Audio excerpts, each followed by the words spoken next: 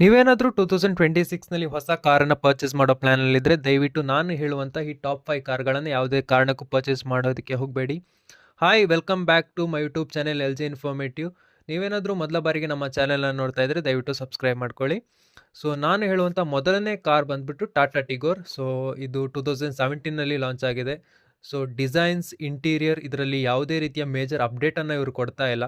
So ನೀವೇನಾದರೂ ಇದೇ ರೀತಿಯ ಸಿಗ್ಮೆಂಟ್ ಕಾರ್ ಪರ್ಚೇಸ್ ಮಾಡಬೇಕು ಅಂತ ಇದ್ದರೆ ನಿಮಗೆ ಮಾರುತಿಯ ಸ್ವಿಫ್ಟ್ ಡಿಸೈರ್ ಒಂದಿದೆ, ಆಪ್ಷನ್ ಇದೆ, ಮತ್ತು ಹೋಂಡಾ ಅಮೇಜ್ ಇದೆ. ಸೊ ಇದೆರಡು ನಿಮಗೆ ಬೆಟರ್ ಆಪ್ಷನ್ ಆಗುತ್ತೆ. ಇದರಲ್ಲಿ ಗುಡ್ ಸೇಫ್ಟಿ ರೇಟಿಂಗ್ಸ್ ಇದೆ, ಮತ್ತು ಇದರ ಓವರ್ ಆಲ್ ಡಿಸೈನ್ ಕೂಡ ತುಂಬ ಪ್ರೀಮಿಯಮ್ ಆಗಿ ಕಾಣುತ್ತೆ ಅದು ಕೊಡುವಂತಹ ಬೆಲೆಯ ರೇಂಜ್ಗೆ. ಆದ್ದರಿಂದ ನೀವು ಈ ಕಾರನ್ನು ಪ್ರಿಫರ್ ಮಾಡ್ಬೋದು. ಸೊ ಇದರಲ್ಲಿ ಬರುವಂತಹ ನೆಕ್ಸ್ಟ್ ಕಾರ್ ಬಂದುಬಿಟ್ಟು ಮಾರುತಿಯ ಇಗ್ನಿಸ್. ಇದು 2017ನಲ್ಲಿ ಲಾಂಚ್ ಆಯಿತು. ಸೊ ಕಂಪ್ಲೀಟ್ಲಿ ಔಟ್ಡೇಟೆಡ್ ಇಂಟೀರಿಯರ್ ಆಯಿತಾ. ಇದರಲ್ಲಿ ಯಾವುದೇ ರೀತಿಯ ಪ್ರಾಪರ್ ಇಂಟೀರಿಯರ್ ಇಲ್ಲ, ಸೇಫ್ಟಿ ಅಂತೂ ಝೀರೋ ಇದೆ ಇದರಲ್ಲಿ. ಸೊ ಯಾವುದೇ ರೀತಿ ಮೇಜರ್ ಅಪ್ಡೇಟ್ ಅವ್ರು ಫೇಸ್ ಲಿಫ್ಟ್ ಮಾಡ್ತೀವಿ ಅಂತ ಏನು ಹೇಳಲಿಲ್ಲ ಅವರು ಕಂಪನಿಯವರು. ಸೊ ಅವರೇ ಇನ್ಫಾರ್ಮ್ ಮಾಡಿರೋ ಪ್ರಕಾರ ಈ 2025ನಲ್ಲೇ ಅವರ ಮ್ಯಾನುಫ್ಯಾಕ್ಚರನ್ನು ಸ್ಟಾಪ್ ಮಾಡಬೇಕು ಅಂತ ಇದ್ದಾರೆ ಮಾರುತಿ ಇಗ್ನಿಸ್ನಿಂದ. ಅದರಿಂದ ಯಾವುದೇ ಕಾರಣಕ್ಕೂ ಈ ಕಾರನ್ನು ನೀವು ಪರ್ಚೇಸ್ ಮಾಡೋದಕ್ಕೆ ಹೋಗಬೇಡಿ.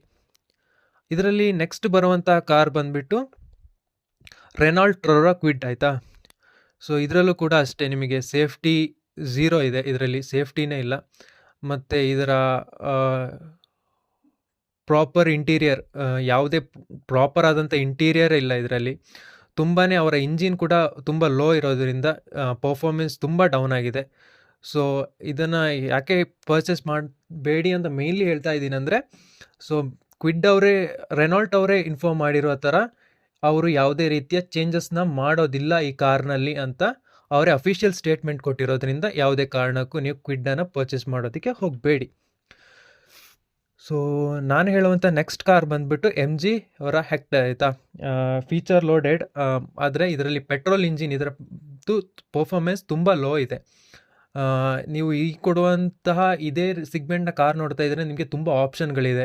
ನಿಮಗೆ XUV 700 ಇದೆ, ಹ್ಯಾರಿಯರ್ ಇದೆ, ಟಾಟಾ ಸಫಾರಿ ಇದೆ. ಸೊ ಇದು ನಿಮಗೆ ಮಚ್ ಬೆಟರ್ ಆಪ್ಷನ್ ಆಗಿ ಕಾಣುತ್ತೆ. ನೀವು ಆ ಸಿಗ್ಮೆಂಟ್ನಲ್ಲಿ ಫುಲ್ ಸೈಜ್ಡ್ SUV ತೊಗೊಳಕ್ಕೆ ಹೋಗ್ತೀರಾ ಅಂದರೆ ನಿಮಗೆ ಆ ರೀತಿಯಲ್ಲಿ ಈ ಕಾರ್ಗಳು ಮಚ್ ಬೆಟರ್ ಆಗಿ ಕಾಣಿಸುತ್ತೆ compared to hectare.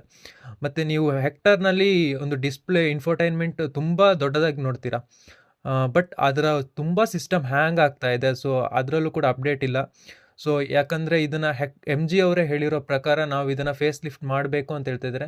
So upcoming ಡೇಸ್ನಲ್ಲಿ face lift ಆಗ್ಬೋದು. ಸೊ ಅಲ್ಲಿವರೆಗೂ ವೆಯ್ಟ್ ಮಾಡಿ, ಫೇಸ್ ಲಿಫ್ಟ್ ಆದರೆ ಅದನ್ನು ತಗೊಳ್ಬೋದು, ಗೊತ್ತಿಲ್ಲ ಅದು ಪ್ರಾಪರ್ ಆಗಿರುತ್ತಾ ಅಂತ. ಅದು ಬಂದಮೇಲೆ ಅಪ್ಡೇಟ್ ಕೊಡ್ತೀನಿ.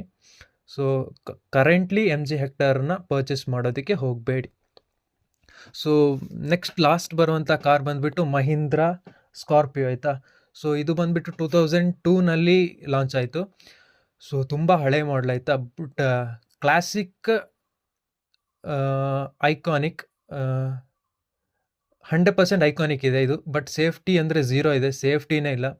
ಸೊ ಕಂಪ್ಲೀಟ್ಲಿ ಔಟ್ಡೇಟೆಡ್ ಇಂಟೀರಿಯರ್, ಯಾವುದೇ ರೀತಿಯ ಕಂಫರ್ಟ್ ಇರೋದಿಲ್ಲ, ಡ್ರೈವಿಂಗ್ ಕಂಫರ್ಟ್ ಸಿಗೋದಿಲ್ಲ, ಮತ್ತು ಸೀಟಿಂಗ್ ಕೆಪಾಸಿಟಿ ಕಂಫರ್ಟ್ ಕೂಡ ಇಲ್ಲ. ಬಟ್ ನೀವೇನಾದರೂ ಸ್ಕಾರ್ಪಿಯೋದ ಫ್ಯಾನ್ ಆಗಿದ್ದರೆ, ಸೊ ನಿಮಗೆ ಸ್ಕಾರ್ಪಿಯೋನೇ ಬೇಕು ಅಂತ ಇದ್ದರೆ ಸ್ಕಾರ್ಪಿಯೋ N ಅಂತ ಒಂದು ಆಪ್ಷನ್ ಇದೆ. ಸೊ ನೀವು ಅದನ್ನು ಚೂಸ್ ಮಾಡ್ಬೋದು, ಮಚ್ ಬೆಟರ್ ಆಗಿದೆ ಸ್ಕಾರ್ಪಿಯೋ ಕ್ಲಾಸಿಕ್ಗೆ ಕಂಪೇರ್ ಮಾಡಿದ್ರೆ. ಸೊ ಇದಿಷ್ಟು ನನ್ನ ಇವತ್ತಿನ ಇನ್ಫಾರ್ಮೇಷನ್. ಸೊ ಇನ್ಫಾರ್ಮೇಷನ್ ಇಷ್ಟ ಆಗಿದ್ದರೆ ಒಂದು ಲೈಕ್ ಮಾಡಿ ಮತ್ತು ಶೇರ್ ಮಾಡಿ. Thank you.